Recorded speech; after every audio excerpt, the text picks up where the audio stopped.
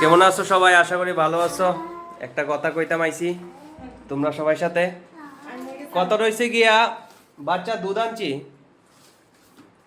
কারে কিতা খাও কইতে পারি না। বাচ্চারে নান গ্রো খাওয়াই, আমার বাচ্চা হয়েছে এটা নান গ্রো আনছি।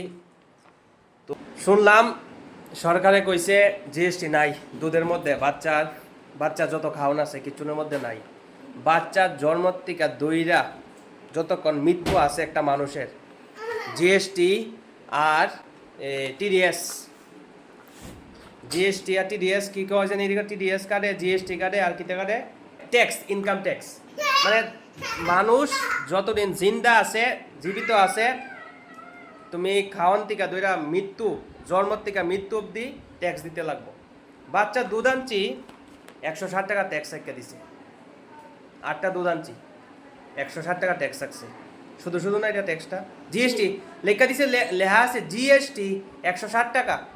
8টা দুধের দাম বেশি রাখছে, তো মানুষে কেমনে চলতো কোনা?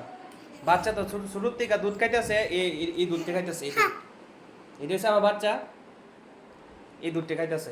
কিতা করুম, কেমনে চলুম? এরকম ভাবে জিএসটি রাখলে মানুষ বাঁচবো? শুনলাম কইছে, সরকারে কইছে বাচ্চার কোনো ফ্রুটের মধ্যে জিএসটি রাখতো না।